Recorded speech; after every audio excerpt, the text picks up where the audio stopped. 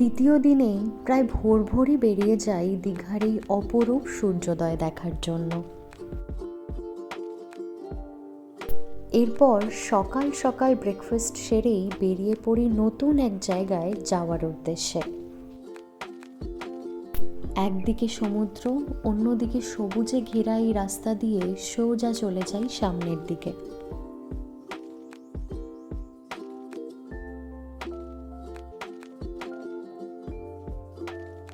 এই তো প্রায় চলেই এসছি আজ আমাদের গন্তব্যস্থলে।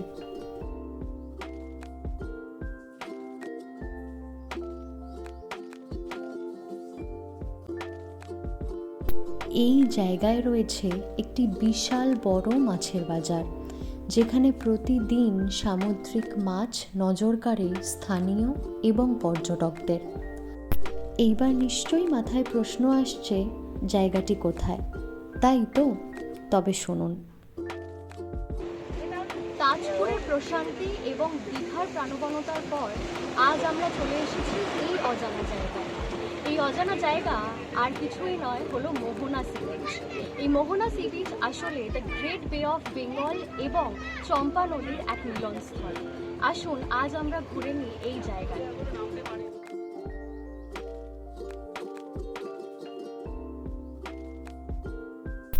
নদী ও সমুদ্রের মিলনস্থল হওয়ায় মোহনা এলাকাটি প্রাকৃতিক সৌন্দর্যে ভরপুর, যা ভ্রমণ পিপাসুদের মুগ্ধ করে।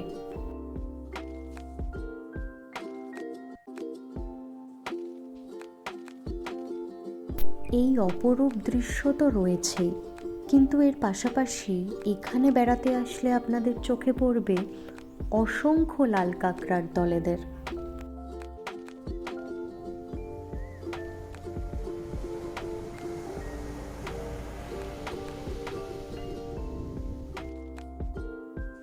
এই মোহনা সি বিচ থেকে সামান্য এগিয়ে গেলেই চোখে পড়বে অসংখ্য মানুষের কলরব, কারণ এই সি বিচ স্নানের জন্য ভীষণভাবে বিখ্যাত। এর পাশাপাশি সমুদ্র পার্শ্ববর্তী জায়গায় রয়েছে অসংখ্য এরকম বসার জায়গা।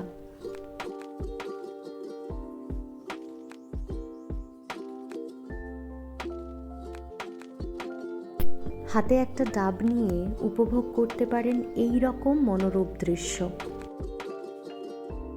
ডাবের পাশাপাশি আপনি যদি খেতে চান দু একটা মাছ, এনারা কিন্তু আপনার স্বচক্ষে সেটি রান্না করে তুলে দেবে আপনার হাতে।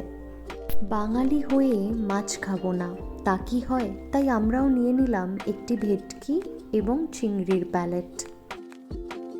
বর্তমান সময়ে এই সি বিচে কিন্তু বেড়েছে মানুষের বেশ আনাগোনা, তাই তো পর্যটকদের জন্য তৈরি করা হয়েছে এক নতুন বসার জায়গা, যেখান থেকে চোখ মেলে ধরলেই দেখা যাবে সম্পূর্ণ বিচটি।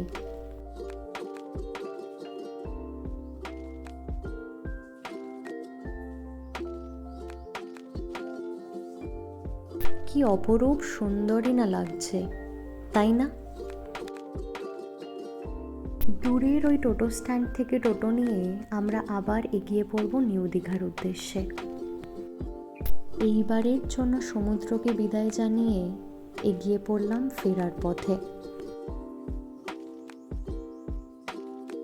পরদিন সকাল 10টা নাগাদ দীঘা রেলওয়ে স্টেশন থেকে ট্রেন ধরলাম তাম্রলিপ্ত এক্সপ্রেস।